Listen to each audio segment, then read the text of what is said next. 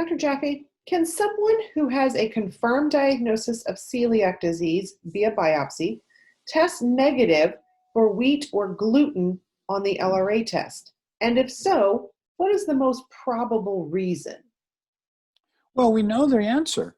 Let's say that you have confirmed celiac diagnosis by a biopsy and the electron microscopy that goes with that, according to Jerry Trier and Sheila Sherlock and the people who defined celiac syndrome 50 years ago. And I'm just young enough in medicine to have been mentored by them.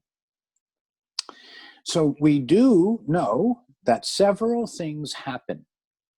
For example, let's say you have suspicion and you avoid wheat or gluten for an extended period of time. Do you know your immune system might have amnesia? And if you say, well, the LRA test was negative to wheat, it was negative to gluten, it was negative to gliadin, it was negative to all of these things related to celiac, oh, maybe I can reintroduce grains? Maybe I can reintroduce wheat? And now you find some interesting things when you look at thousands and thousands of cases, including the people who tell you, you know, when I go to Europe, I can eat the bread and the baguettes and it's delicious and I have no problem. But when I get back to America and I eat the bread or the rolls or the baguette or the croissant, problems. Well, in Europe, where taste matters, the dough extender is ascorbate vitamin C. In America, where price matters, bromine is the dough extender. And some people are hypersensitive to bromine, and we test for that.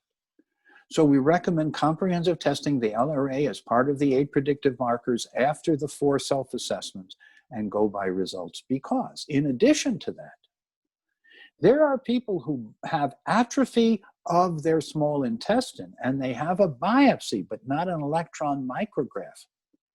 And they have atrophy of their duodenum, of their first part of their small intestine, but it's for other reasons. And that's why electron microscopy was required, not elective, to make the diagnosis. And today it's actually expensive, hard to do, doable, but rarely done. So I suspect this person had a small intestinal biopsy. It was read without electron micrographs, electron microscopy. And the atrophy was allowed or sufficient to, quote, make the diagnosis of celiac. But there are, and this has been known for half a century, cases of true celiac disease that have nothing to do with wheat or gluten. In fact, we used to call this sprue. Now we call it celiac.